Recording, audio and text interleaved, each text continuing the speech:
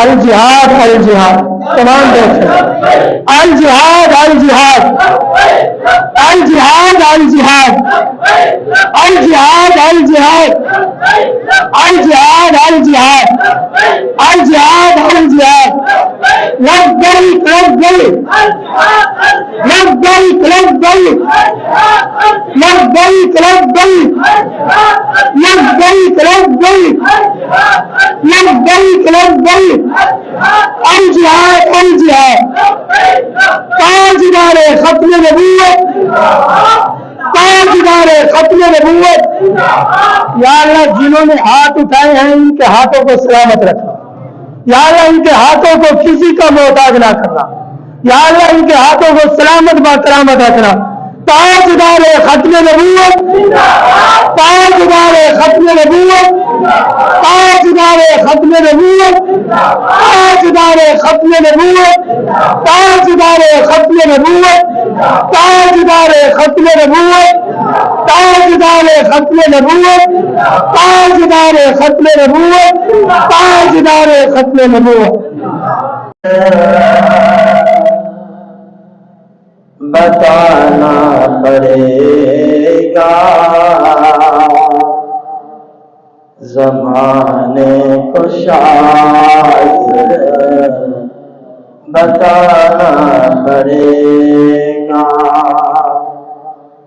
زمانے کو شاید بتانا پڑے گا نیا رنگ اپنا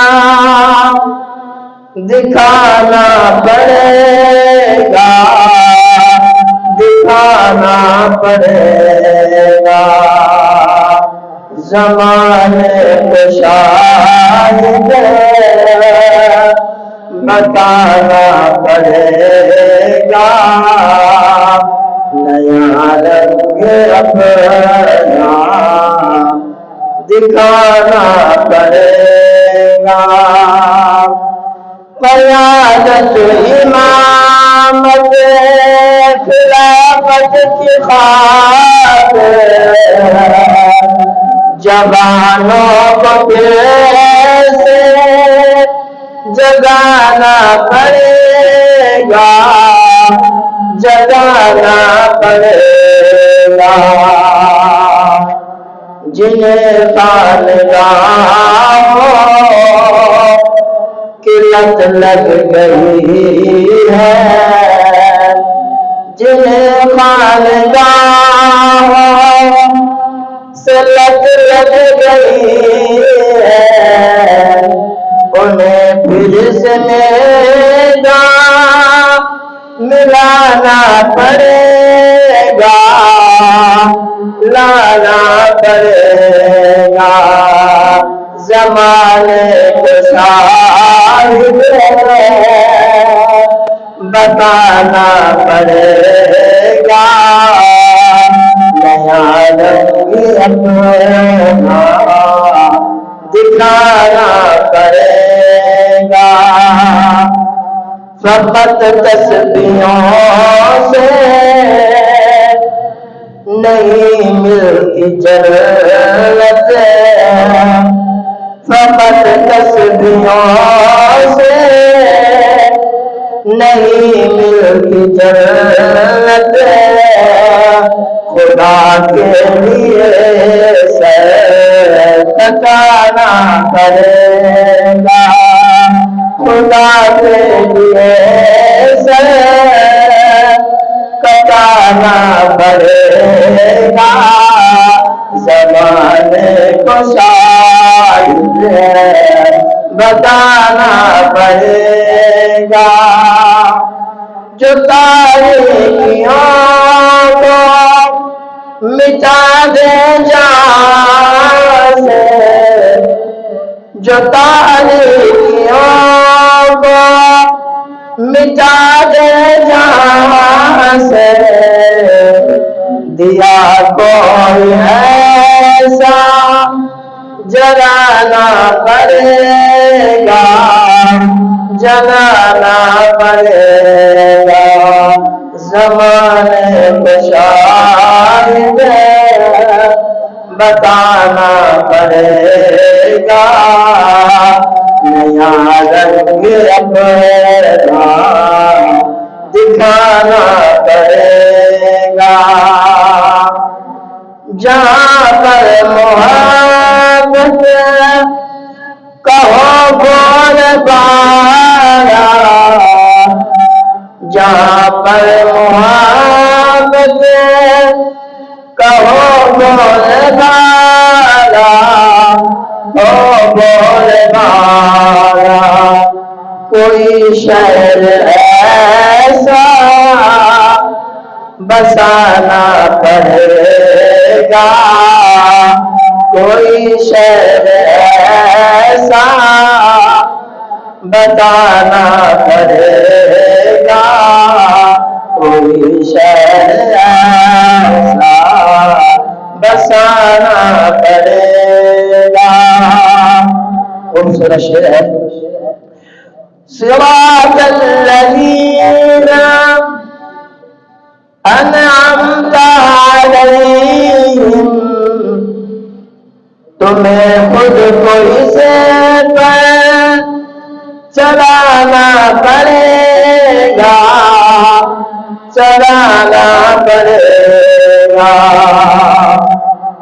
آگے ہم نے بچنا کس سے ہے جو آسی محمد بھی علیہم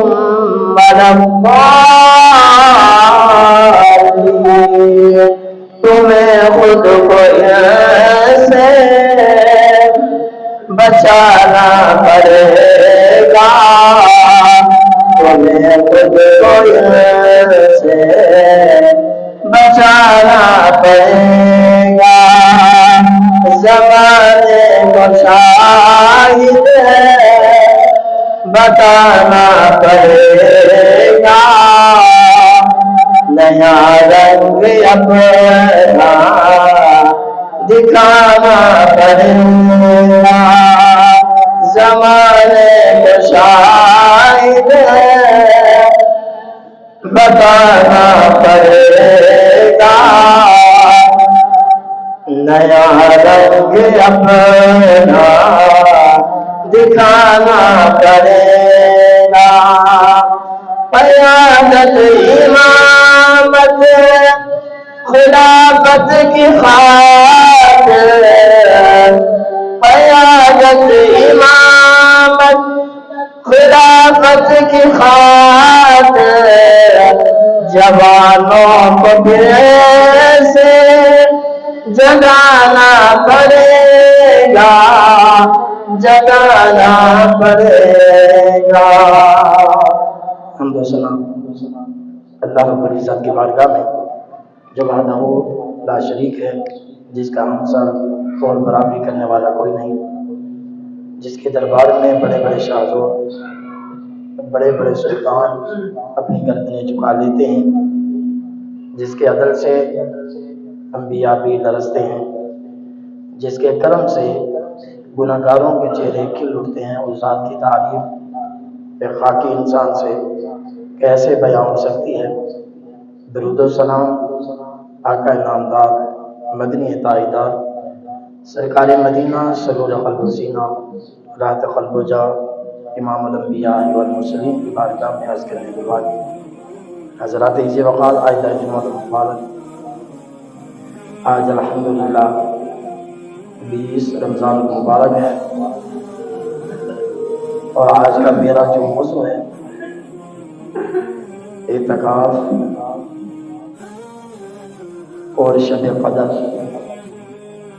آج الحمدللہ اس موضوع پر گفتگو کریں گے دعائیں اللہ رب العالمین حاکم الحاکمین ہم سب کو سن کر اس پر عمل کرنے کی توفیق عطا فرمائے اور ہم سب کے لیے نجات کا ذریعہ بنائے آئیں سب سے پہلے قرآن کریم کی جو آیت کریمہ میں نے آپ کے سامنے پڑھنے کا شرف حاصل کیا ہے دعائیں اللہ رب العالمین اس کا صحیح ترجمہ معانی و مطالب مفہوم بیان کرنے کی توفیق عطا فرمائے اب قرآن میں ارشاد فرماتا ہے وَإِذْ جَعَلْنَا الْبَيْتَ مَثَابَةً لِلنَّاسِ وَأَمْنًا وَاتَّخِذُوا مِن مَّقَامِ إِبْرَاهِيمَ مُصَلًّى وَعَهِدْنَا إِلَىٰ إِبْرَاهِيمَ وَإِسْمَاعِيلَ أَن طَهِّرَا بَيْتِيَ لِلطَّائِفِينَ وَالْعَاكِفِينَ وَالرُّكَّعِ السُّجُودِ۔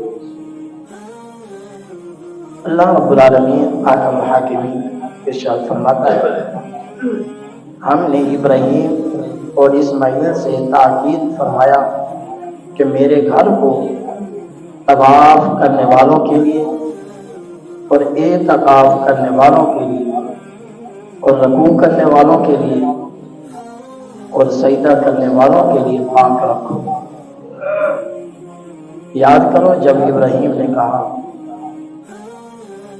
اس آیات کا ترجمہ آپ نے سماعت فرمایا، جب ماہ رمضان شریف آتا پیارے نبی کریم رؤوف الرحیم رحمت للعالمین آپ نے پہلے عشرے کا اعتکاف فرمایا۔ صحابہ کرام نے پوچھا یا رسول اللہ فداک امی و ابی، پہلے عشرے کا اعتکاف اس مقصد کے لیے فرمایا تھا کہ مدینے کے تاجدار نے بتایا تھا کہ میں نے شب قدر کو تلاش کرنے کے لیے پہلے عشرے کا اعتکاف کیا۔ پھر آگے ارشاد فرمایا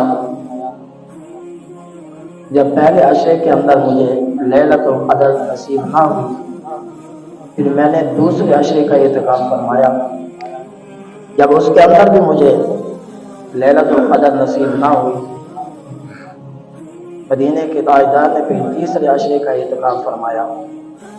آقا علیہ الصلوۃ والسلام نے فرمایا تیسرے عشرے کے اندر میں نے لیلۃ القدر کو تلاش کیا تو مجھے لیلۃ القدر تیسرے عشرے میں مل گئی۔ مدینے کے تاجدار ہر سال اعتکاف فرماتے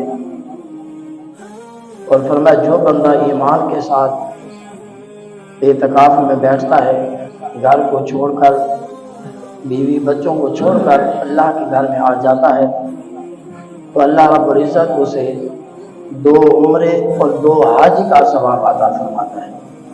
یہ اعتکاف کرنے والوں کے لیے ہے۔ کیا صرف ہم نے اعتکاف کیا؟ پھر مدینے کے تاجدار ہر سال اعتکاف فرماتے ہیں۔ ایک سال ایسا آیا کہ آقا علیہ الصلوۃ والسلام نے اعتکاف نہیں کیا۔ جب دوسرا ماہ رمضان اللہ نے عطا فرمایا تو آقا علیہ الصلوۃ والسلام نے 20 دن کا اعتکاف فرمایا۔ محبوب کریم ہر سال اعتکاف فرماتے۔ حدیث پاک میں آتا ہے، صحیح بخاری شریف کی حدیث ہے جس کی راوی حضرت سیدہ طیبہ اما عائشہ صدیقہ رضی اللہ تعالی عنہ آپ فرماتی ہیں محبوب علیہ الصلوۃ والسلام اعتکاف فرماتے۔ جب محبوب علیہ الصلوۃ والسلام دنیا سے تشریف لے گئے اس کے بعد امہات المومنین مومنوں کی مائیں جو ہیں وہ بھی اعتکاف فرماتی ہیں۔ اعتکاف کے بے شمار فضائل ہیں، اعتکاف کے شرائط بھی ہیں، اعتکاف کے فضائل بھی آپ نے سماعت فرمائے۔ اعتکاف جو ہے کافروں کے لیے نہیں ہے، نبی کے عاشقوں کے لیے ہے۔ کافر اعتکاف نہیں کر سکتے، یہ نعمت اللہ نے کافروں کو نہیں بلکہ محبوب کے عاشقوں کو عطا فرمائی۔ اور دوسری فضیلت یہ نہیں کہ بندہ صرف جامع مسجد میں ہی اعتکاف بیٹھے، یہ نہیں کہ جس مسجد میں جمعہ ہوتا ہے اس مسجد میں ہی اعتکاف بیٹھے، یہ نہیں کہ جس مسجد میں بعد جماعت نماز ادا ہوتی ہو اس مسجد میں ہی بیٹھے۔ یہ قید نہیں لگائی، یہ شرط نہیں لگائی گئی۔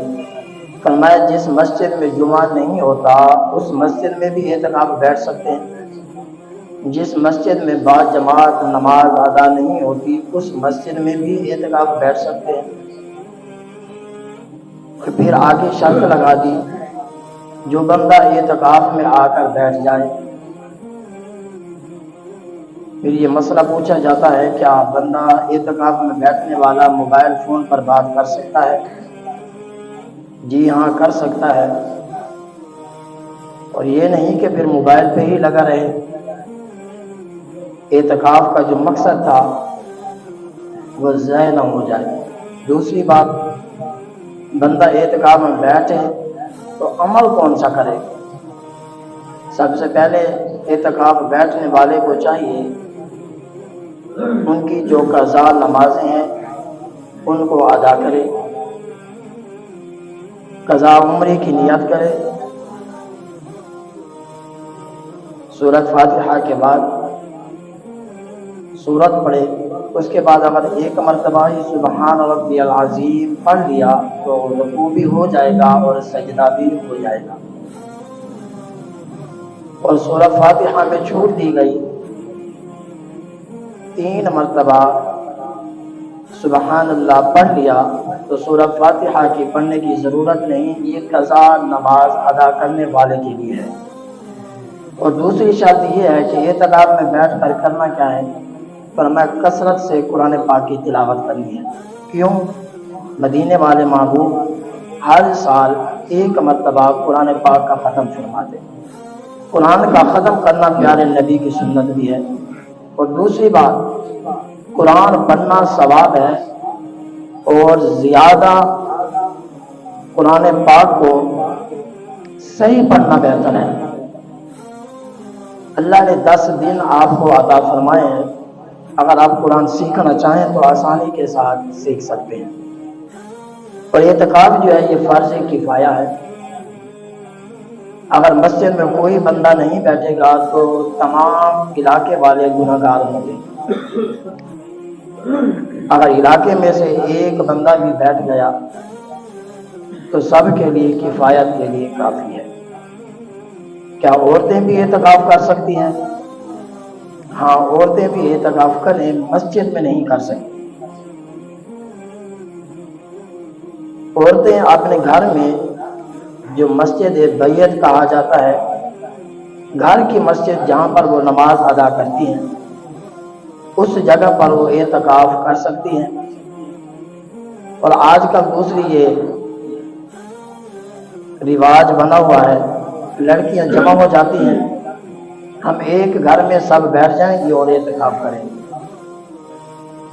بہتر ہے کہ اپنے گھر میں بیٹھ کر اعتکاف کریں، دوسرے گھر میں بیٹھیں گی تو نہ ہمارا مرد بھی دیکھیں گے، کیونکہ وہ کہیں گے ہماری بیٹی بیٹھی ہوئی ہے یا ہماری بہن بیٹھی ہوئی ہے، ہم دیکھ سکتے ہیں، کھانا دے سکتے ہیں، جا سکتے ہیں، آ سکتے ہیں۔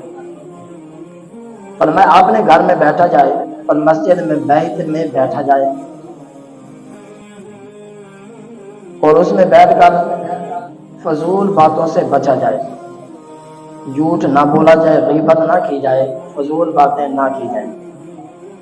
یہ تھا اعتکاف کے فضائل، مختصر آپ نے سماعت فرمائی۔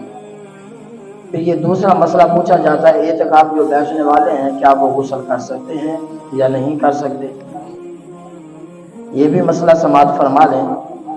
فرمایا اگر گرمی کی وجہ سے، پسینے کی وجہ سے جسم سے بدبو آ رہی ہو، کپڑوں سے پسینے کی سمیل آ رہی ہو اور زیادہ لوگ قریب بیٹھنا پسند نہ کریں، اس صورت میں جو مسجد کی 4 دیواری کے اندر ہے، پر میں وہاں جا کر غسل کر کے واپس آ سکتے ہیں۔ بہتر ہے کہ نہ کیا جائے، یہ بھی یاد رکھنا، بہتر ہے کہ غسل نہ کیا جائے، یعنی اپنے ٹھنڈک جسم کو پہنچانے کے لیے غسل نہ کیا جائے۔ اور لڑکیوں کے لیے یہی شرط ہے، اگر کمرے کے ساتھ اٹیچ باتھ روم ہے تو وہاں وہ بھی اسی صورت میں جا کر کر سکتی ہیں، ورنہ نہ کیا جائے۔ ان کام کے لیے اعتکاف بیٹھنے والا باہر جا سکتا ہے یا نہیں جا سکتا؟ فرمایا اپنی حاجت کے لیے، ضروریات حاجت، یعنی ایک مسجد میں بیٹھا ہے، جمعہ نہیں ہوتا تو وہ مسجد میں اس وقت جائے گا کہ 4 رکعت سنتیں ادا کرے، اس کے بعد خطبہ شروع ہو جائے، پہلے جا کر نہیں بیٹھ سکتا۔ اس کے بعد 6 رکعت نماز پڑھنے کی اجازت ہے، اس کے بعد جس مسجد میں اعتکاف بیٹھا ہے واپس آ جائے۔ یہ مسئلہ بھی واضح ہو گیا، ہر مسجد میں ہی اعتکاف بیٹھ سکتے ہیں۔ دوسری آیات کا ترجمہ سماعت فرمائیں۔ یہ سورۃ البقرہ ہے، آیت نمبر 195 اور 96 ہے، اور 16واں پارہ ہے، سورۃ طٰہٰ ہے، آیت نمبر جو ہے 96 ہے۔ اس میں میرا رب ارشاد فرماتا ہے، کیا اعتکاف صرف ہم نے کیا ہے؟ اور میرے نبی کے غلاموں، حضرت موسیٰ علیہ نبی علیہ السلام کا زمانہ ہے، آپ نے رب تعالیٰ کی بارگاہ میں عرض کی، یا رب العالمین، حاکم الحاکمین، کرم نوازی فرما، مہربانی فرما، مجھے کتاب عطا فرما۔ اللہ تبارک و تعالیٰ نے قرآن کریم کے اندر ارشاد فرمایا، وَإِذْ قُلْتُمْ يَا مُوسَىٰ لَن نُّؤْمِنَ لَكَ حَتَّىٰ نَرَى اللَّهَ جَهْرَةً۔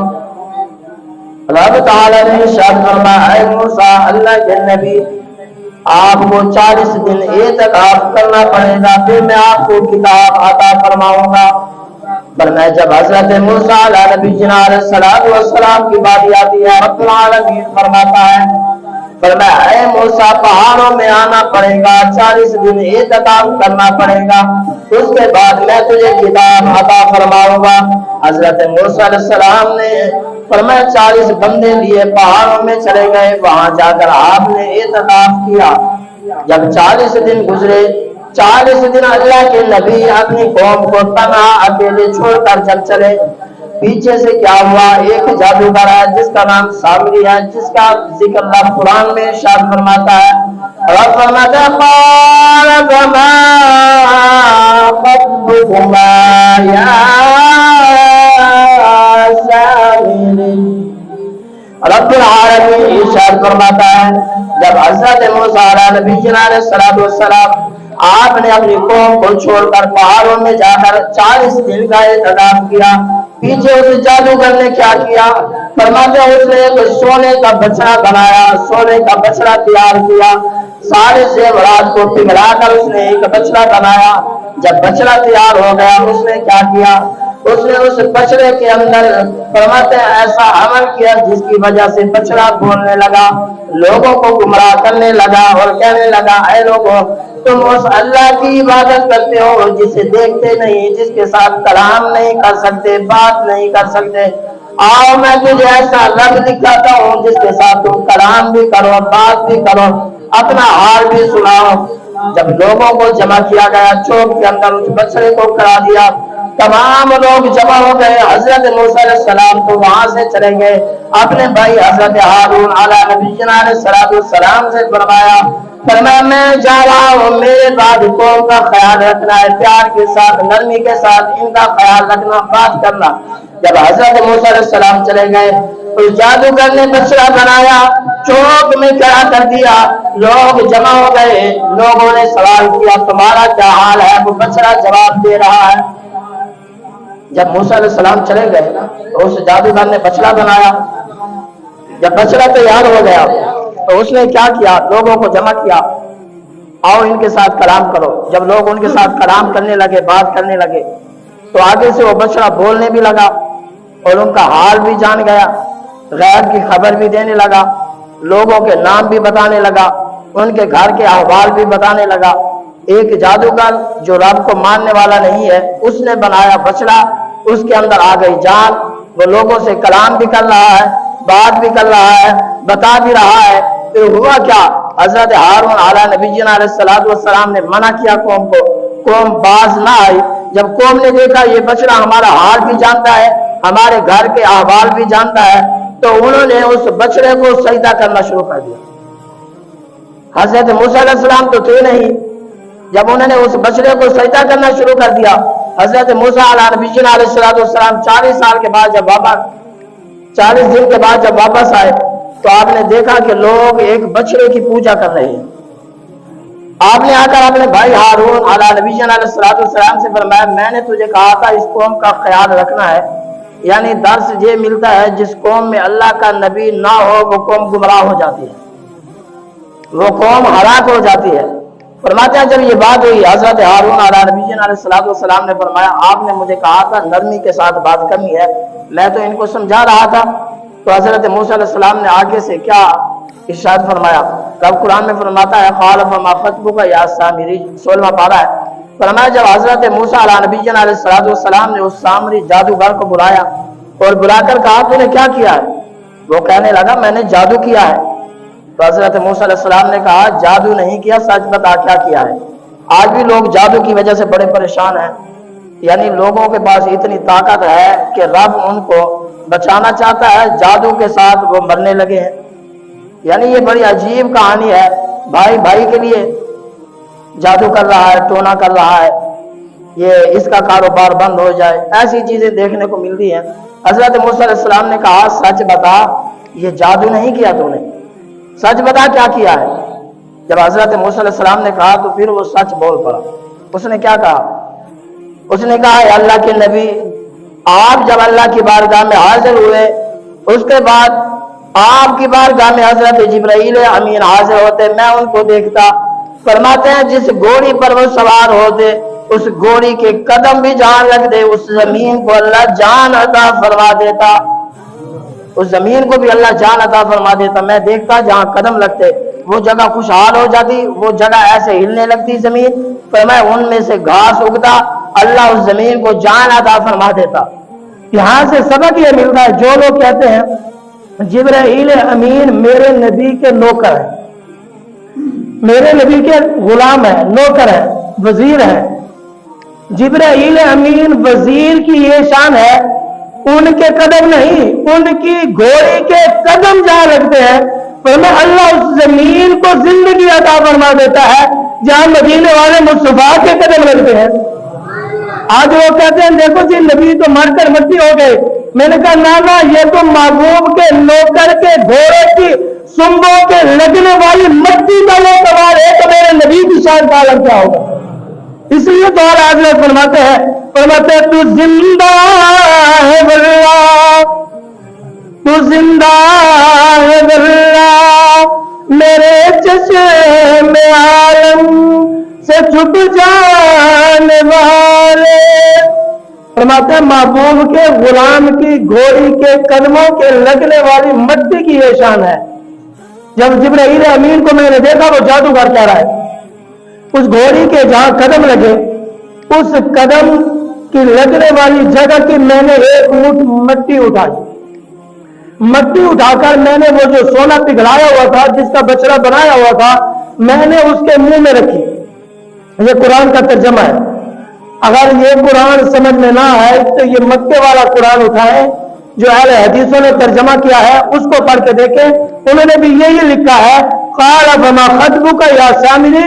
جب حضرت موسیٰ علیہ السلام اس جادوگر سے بات کر رہے تھے تو اس نے کہا اس گھوڑی سے جو سنبوں سے مٹی لگی میں نے اس مٹی کو اٹھایا، اس مٹی کو بچڑے کے منہ میں رکھا۔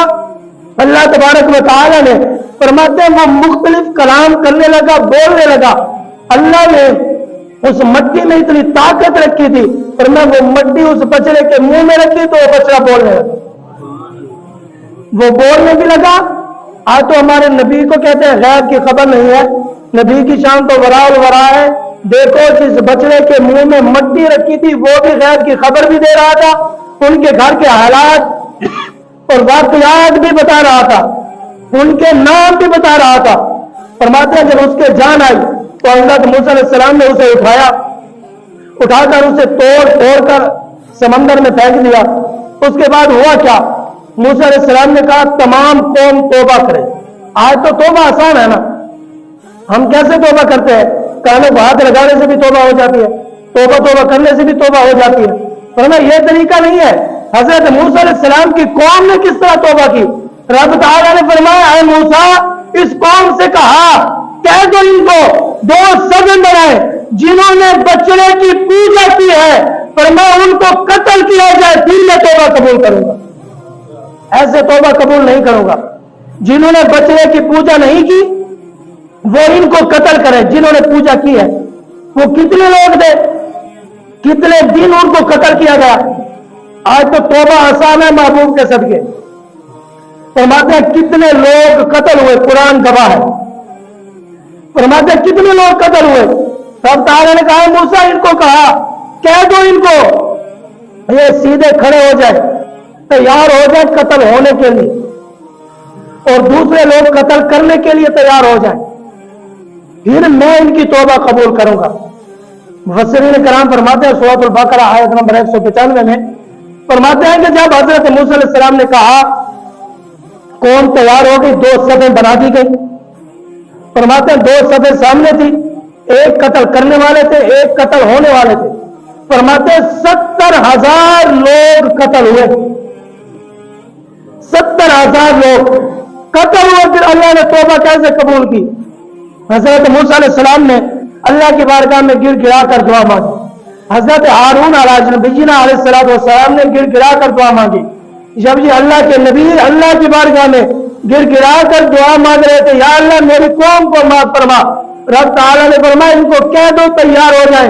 जब 70,000 कत्ल हुए, रब ताला ने फरमाया हाँ जो कत्ल हुए उनको शहादत का रुतबा अता फरमा दिया, फरमाया जो बच गए उनकी तौबा मैंने कबूल फरमा दी। फिर एक तौबा ये भी है, दूसरी तौबा ये है फरमाया इनको कत्ल कर दिया जाए, और दूसरी तौबा ये है फरमाया अपने आप को कत्ल करेंगे फिर तौबा कबूल होगी। आज तो हमारी तौबा कबूल आसान है तौबा करना। और दूसरा मैं ये भी कहना चाहूंगा आखिर में, मैंने पहले जुमे भी कहा था माह रमजान में हमने बाइकाट करना इसराइल की जो चीजें हैं, और जिन लोगों ने उसका बाइकाट किया उनको मुबारक हो, और जिन्होंने नहीं किया वो अपना आप देखें, अपने आप को देखें वो कोई सफ में खड़े हैं।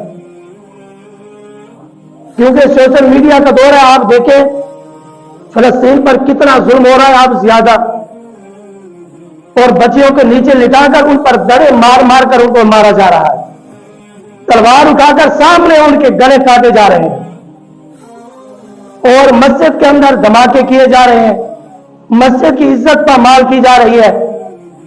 और 57 इस्लामी मुल्क है, 57, और सारे के सारे मुर्दा हुए पड़े, किसी के मुंह में जबान नहीं कि कोई बोले।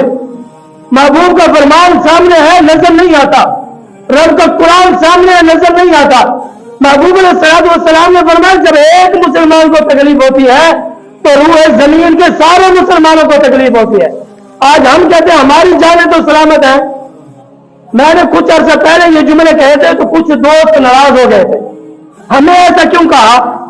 मैंने कहा मैं कुरान सामने रख कर कह रहा हूं और नबी का फरमान आपकी समातों की नजर कर रहा हूं। अगर जिसको कुरान बुरा लगता है फिर अपने ईमान का टेस्ट कराए, जिसको नबी का फरमान बुरा लगता है अपने ईमान का टेस्ट कराए। क्या ईमान हमारा असली ईमान है? हम ईमान वाले हैं?